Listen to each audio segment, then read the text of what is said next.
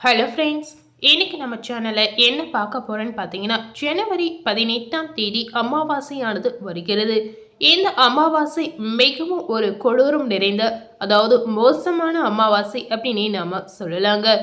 இந்த அமாவாசைக்கு பிறகு ஒவ்வொரு ராசி நேயர்களுக்கும் அவங்க வாழ்க்கையில என்ன மாதிரி மாற்றங்கள் நடக்க போகுது, இந்த அமாவாசையோட தாக்கத்தால் உங்களுக்கு என்ன மாதிரியான பலன்கள் கிடைக்க போகுது அப்படிங்கறத நாம பார்க்கலாம். அதே போல இந்த அமாவாசையோட தாக்கத்தால் மேசராசி நேயர்கள் என்ன மாதிரி பரிகாரங்களை மேற்கொள்ளலாம் அப்படிங்கறது இந்த வீடியோ மூலம் நீங்க தெரிந்து கொள்ளலாம்.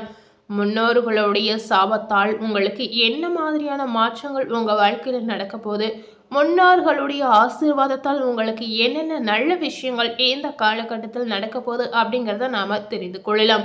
பொதுவாகவே அமாவாசை அப்படின்னு சொல்லும்போது இந்த நாள் மாதந்தோறும் வரக்கூடிய ஒரு முக்கியமான நாள் அப்படின்னே நம்ம சொல்லலாம். அமாவாசை அப்படின்னு சொல்லும்போது இந்த நாள் முன்னோர் வழிபாட்டிற்கு உகந்த நாள் அப்படின்னே நம்ம சொல்லலாங்க. இந்த மாதிரி அமாவாசை நாள்களில் முன்னோர்களுக்கு வழிபாடு செய்வது ரொம்ப ரொம்ப அவசியமான விஷயமாக இருக்கிறது. முன்னோர் வழிபாட்டை தவறவிட்டீங்கன்னா கண்டிப்பாக முன்னோர்களுடைய சாபம் உங்களுக்கு முழுமையா கிடைக்கலாம். இதனால மாதந்தோறும் வரக்கூடிய அமாவாசைகளில் முன்னோர் வழிபாடு செய்வது ரொம்ப ரொம்ப முக்கியம். அதுவும் பார்த்தீங்கன்னா இந்த தை அமாவாசையில முன்னோர் வழிபாடு ரொம்ப ரொம்ப அவசியம் அப்படின்னு சொல்லலாம். தை அமாவாசை என்று முன்னோர்களுக்கு பிடித்த உணவுகளை செய்து அதை படையலாக வைத்து நீங்க கண்டிப்பா வழிபாடு செய்யலாம். இந்த மாதிரி நீங்க செய்து வந்தீங்கன்னா கண்டிப்பா முன்னோர்களுடைய பரிபூரண ஆசீர்வாதமும் உங்களுக்கு முழுமையா நிச்சயமா கிடைக்குங்க. ஸோ முடிந்த அளவுக்கு இந்த விஷயத்தை மறக்காமல் இந்த தை அமாவாசை என்று செய்திடுங்க. ஸோ மேசராசினியர்களுக்கு இந்த தை அமாவாசையோட தாக்கத்தால் என்னென்ன பலன்கள் கிடைத்திருக்கு அப்படிங்கிறத நாம தெரிந்து கொள்ளலாம். மேசராசி அன்பர்களுக்கு செவ்வாய் பகவான் 9ஆம் இடத்தில் இருக்கிறார். 9ஆம் இடம் பார்க்கும் பொழுது பாக்கியஸ்தானமாக இருக்கிறது. ஸோ பாக்கியஸ்தானத்தில் அமர்ந்திருப்பது உங்களுக்கு இது விசேஷமான பலன்களை பெற்றுத்தரும் அப்படின்னு நாம சொல்லலாம். சூரிய பகவான் மகர ராசியில் சென்றிருக்கிறார். அஷ்டமஸ்தானத்தில் சுக்கிர பகவான் இருக்கிறார். ஸோ இதனால மேசராசினியர்களுக்கு இந்த அமாவாசை தாக்கத்தால் என்ன கிடைக்கும் அப்படின்னு பார்க்கும் பொழுது திடீர் லாபங்கள் உங்க வாழ்க்கையில ஏற்படலாம். புதையல் யோகங்கள் நிச்சயமா மேசராசினியர்களுக்கு கிடைப்பதற்கான வாய்ப்பு இருக்கு அப்படின்னு சொல்லப்படுது. வரவேண்டிய பாக்கி தொகைகள் வந்து சேரலாம். ஸோ இதனால உங்க வாழ்க்கையில பல மாற்றங்கள் கண்டிப்பா ஏற்படலாம். அதே போல மேசராசினியர்களுக்கு இதனால என்னென்ன நல்ல விஷயங்கள் நடக்க போகுது அப்படின்னு பார்க்கும் பொழுது வெளியூர் வெளிநாடு சென்று படிக்கக்கூடிய யோகம் சில நேயர்களுக்கு கிடைக்கலாம். அதே போல வெளிநாடு செல்லக்கூடிய வாய்ப்பு மேசராசினியர்களுக்கு தேடி வரலாம். செவ்வாய் பகவான் புதன் பகவானுடன் இணைந்து இருக்கின்ற இந்த காரணத்தினால் ஏஜென்சி தொழில் செய்யக்கூடிய நேயர்களுக்கு அற்புதமான காலகட்டமாக இந்த நாள் உங்களுக்கு அமையலாம்.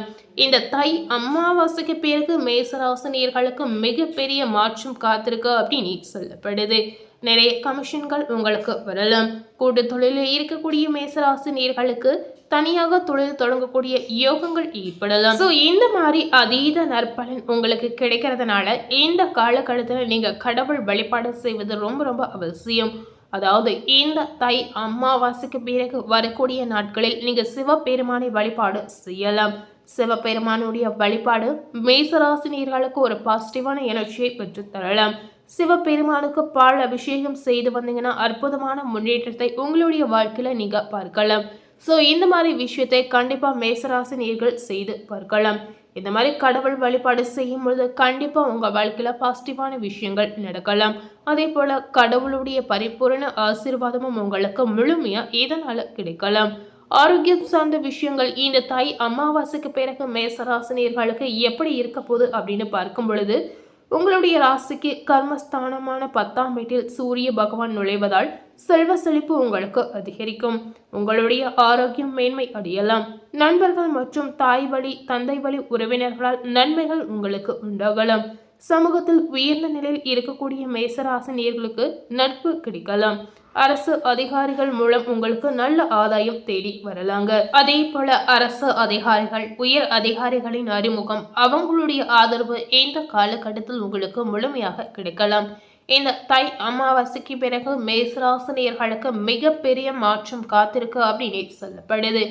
குடும்பத்தில் மகிழ்ச்சி பெருகலாம். எடுத்த காரியங்களில் உங்களுக்கு ஜெயம் ஏற்படும். உங்களுடைய பொறுப்புகள் கூடக்கூடிய ஒரு அற்புதமான காலகட்டமாக இந்த நாள் உங்களுக்கு அமையலாம். அதே போல மேசராசினியர்களுக்கு பதவி உயர்வு கூட கிடைக்கலாம். புதிய வேலை வாய்ப்புகள் தேடி வரக்கூடிய ஒரு வாய்ப்பு உங்களுக்கு இருக்கு அப்படின்னு சொல்லப்படுது.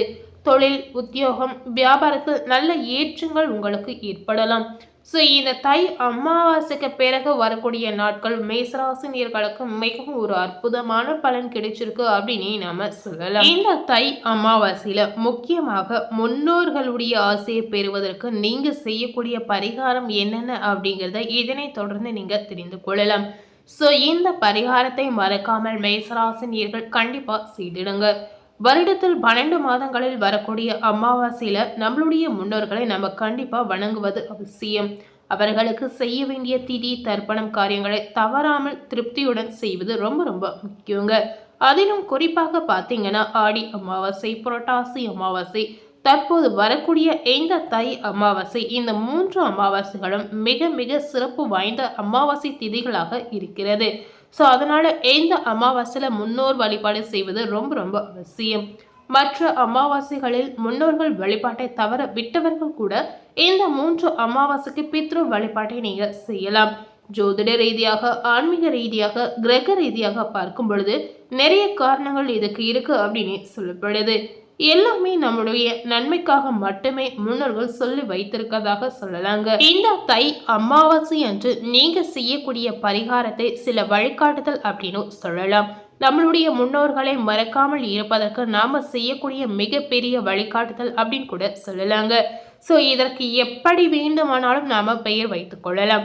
நிறைய பேருக்கு இந்த இடத்துல நிறைய சந்தேகம் நிச்சயமா வரலாம். நாம மட்டும்தான் முன்னோர்களுக்கு திதி தர்ப்பணம் செய்கின்றோம், ஆனால் வெளிநாட்டில் உள்ளவர்கள் இதை எதுவுமே செய்வதாக தெரியவில்லை. ஆனா அவங்க எப்பவுமே நல்லபடியாக ஓஹோ அப்படின்னு பணக்காரர்களாக இருக்கிறாங்க அப்படின்ற சந்தேகம் நிறைய பேருக்கு இருக்கலாம். அவர்களுக்கான பதில் தான் இது அப்படின்னு நம்ம சொல்லலாம்.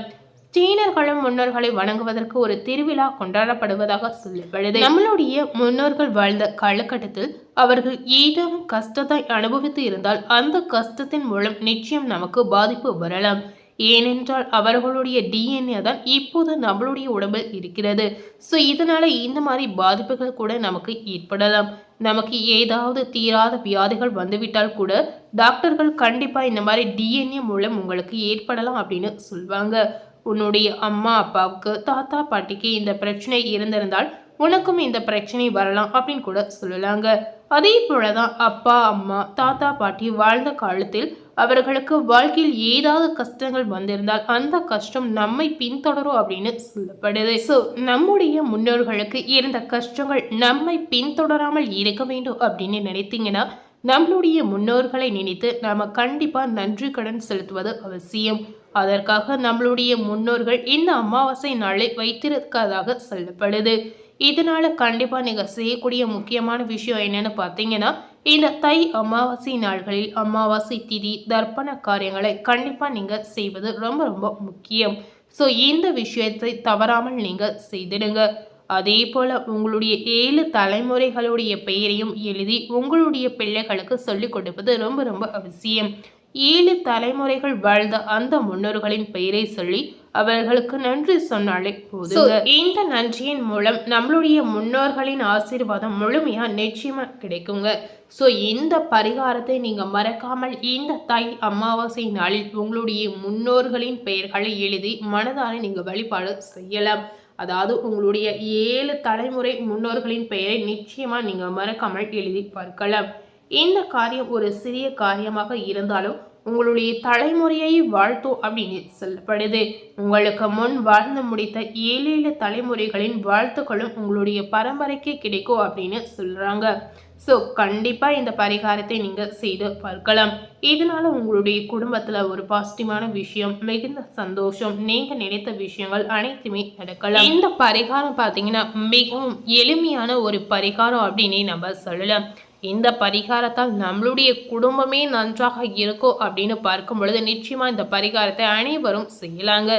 ஸோ இன்னைக்கு நம்ம சேனல்ல தை அமாவாசைக்கு பிறகு மேசராசினியர்களுக்கு என்ன மாதிரியான பலன்கள் கிடைத்திருக்கு அப்படிங்கிறத இந்த வீடியோ மூலம் நாம முழுமையா பார்த்து தெரிந்திருப்போம். அதே போல இந்த தை அமாவாசை நாளில் மேசராசினியர்கள் செய்யக்கூடிய பரிகாரங்கள் என்னென்ன, எந்த மாதிரி முறையில் இந்த பரிகாரத்தை செய்யணும் அப்படின்ற தகவலையும் இந்த வீடியோ மூலம் நீங்க தெரிந்திருப்பீங்க. மேலும் இது போல ஒரு புதிய தகவலை தெரிந்து கொள்ளணும் அப்படின்னு நினைத்தீங்கன்னா மறக்காம நம்ம சேனலை சப்ஸ்கிரைப் பண்ணி அதே போல பக்கத்தில் இருக்கக்கூடிய பெல் பட்டனையும் மறக்காம ப்ரெஸ் பண்ணிடுங்க. நீங்கள் சப்ஸ்கிரைப் பண்ணால் மட்டுமே நம்ம சேனலில் போடக்கூடிய எல்லா நியூ அப்டேட்டான வீடியோஸும் நீங்கள் உடனுக்குடன் பார்த்து தெரிந்து கொள்ளலாம். தேங்க்யூ.